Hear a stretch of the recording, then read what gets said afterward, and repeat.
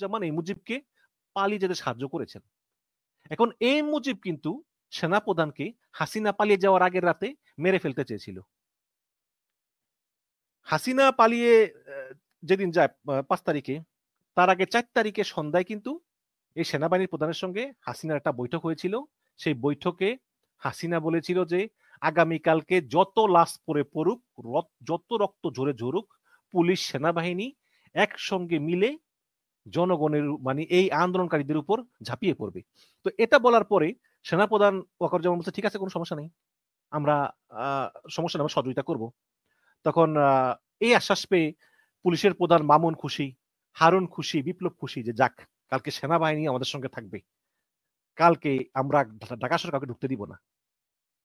তখন lieutenant general Mujib এবং জিয়াউল আহসান তারা কিন্তু সেনাপ্রধান যাওয়ার পরে তারাই দুজন আবার আসছে। আবার শেখ হাসিনারে বলে যে আপা এই সেনাপ্রধানের গতিবিধি তো সন্দেহজনক। তখন শেখ হাসিনা বলেছে যে দেখো, আজকে রাতেই ওয়াকারুজ্জামানকে খুন করা যায় কিনা, খুন করে তোমরা ছাত্রদের নাম দিবা যে এই ছাত্র সমন্বয়করা এই সেনাপ্রধানকে খুন করেছে।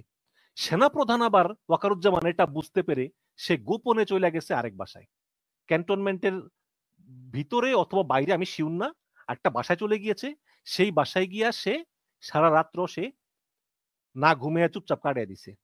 ভোরবেলা সে নামাজ পড়ছে, নামাজ পড়ে সে কান্নাকাটি করছে যে আল্লাহ আমারে কোন পরীক্ষার ভিতর ফালাইলা। তারপর শেখ হাসিনা সকালে উঠছে, ওইটা বলছে ভাতটা রান্না করো, সেনাপ্রধান আসবে এই সেই এই। তো সেনাপ্রধান সকালে আসছে, সকালে আসার পর মানে একটু দেরি করে আসছে আর কি। এর ভিতরে ঢাকা মানে ব্যারিকেড ভাঙ্গিয়ে আসতেছে। সেনাপ্রধান নির্দেশ দিয়ে দিছে যে তোমরা কেউ অস্ত্র ধরবা না।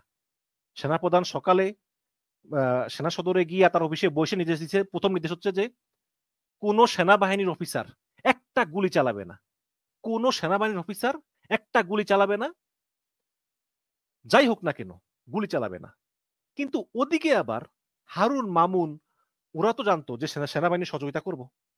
ওরা তো সকাল হারুন তো খুব ভোরে চলে গেছে একদম কন্ট্রোল রুমে, মামুন কন্ট্রোল রুমে। তারা খালি ফোনে বলতেছে গুলি করো গুলি করো, অমুক জায়গায় স্যার এই জায়গায় এই সমস্যা, গুলি করে দাও, এই জায়গায় গুলি করে দাও, আমাদের সেনাবাহিনীর ব্যাকআপ আছে, ইত্যাদি ইত্যাদি। তো এর ভিতর চলতেছে জায়গায় জায়গায় সেনাবাহিনী, জায়গায় জায়গায় আপনার ওই যে পুলিশের ব্যারিকেড ভেঙে লোকজন ঢুকতেছে, আবার অনেক জায়গায় আছে আবার পুলিশ গুলি করতেছে, পারতেছে না, এরকম হচ্ছে আর কি, বাট ওরা চেষ্টা করতেছে। তো এই সময় দ্রুত পুলিশের পক্ষ থেকে বলা হচ্ছে কন্ট্রোল রুমে যে সেনাবাহিনী তো কিছুই করতেছে না, সেনাবাহিনী তো আমাদের সহযোগিতা করতেছে না, সেনাবাহিনী তো দাঁড়িয়ে আছে, কিছু করতেছে না। এবং ঢাকা শহরের যেই কমিশনার গুলো, পুলিশ কমিশনার গুলো, ডিসি, এসপি, তারা ফোন করে বলতেছে এই হারুনকে, বিপ্লবকে, মামুনকে যে স্যার গত রাতে যে পরিকল্পনা হয়েছিল প্রধানমন্ত্রীর সঙ্গে যে সেনাবাহিনী আমাদের সহযোগিতা করবে, সেই রকম কোনো পরিকল্পনাই তো হচ্ছে না, কাজেই আমরা তো পারতেছি না। আর আমাদের হাজার হাজার লাখ লাখ মানুষ, সেনাবাহিনী আমরা কি করব? তখন তারা শেখ হাসিনাকে বলছে যে সেনাবাহিনী সহযোগিতা করতেছে না। তখন শেখ হাসিনা বলছে যে ইমিডিয়েটলি ওয়াকারুজ্জামানকে এখন দেখা করতে বলো। ওয়াকারুজ্জামান তারপরে মামুন এদের দেখা করতে বলো। তখন দ্রুত ওয়াকারুজ্জামান সেখানে আসছে। আসার পরে ওয়াকারুজ্জামান বলছে যে আমাদের কিছুই করার নেই।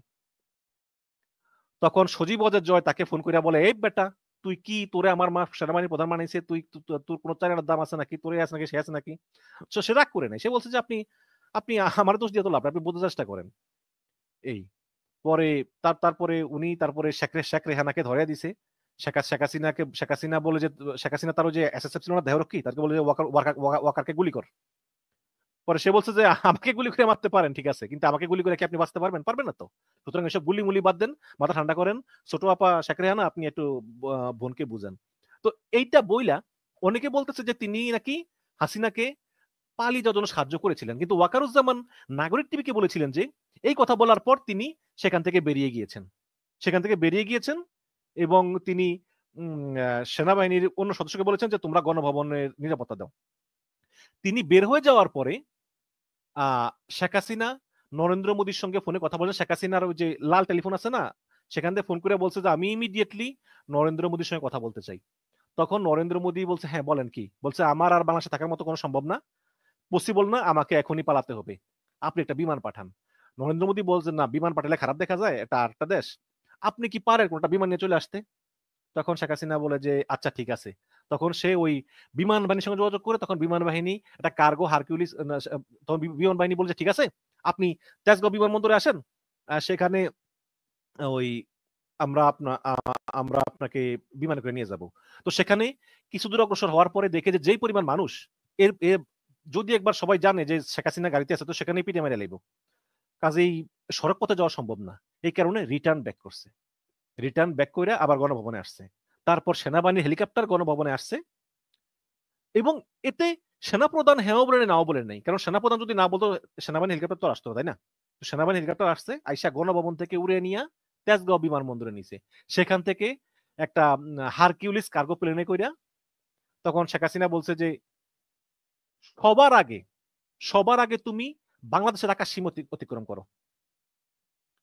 তো বলছে যে যদি কলকাতা যাইবেন, তাহলে এই বাংলাদেশের আকাশে থাকা লাগবে 5 মিনিট, আর দিল্লি গেলে 7 মিনিট। বলছে আগে বাংলাদেশের আকাশ সীমা অতিক্রম করো, এবং রাডার থেকে অফ করে দাও, যাতে কোনো কিছু ধরা না পড়ে। মানে শেখ হাসিনা এতই ভীত ছিল, শেখ হাসিনা চিন্তা করছে যে যদি যদি এই প্লেন আবার ভূপাতিত করে দেয় কেউ, যদি এই প্লেনে আবার মিসাইল ছড়ে গুলি করে, তাই না, হইতে পারে না?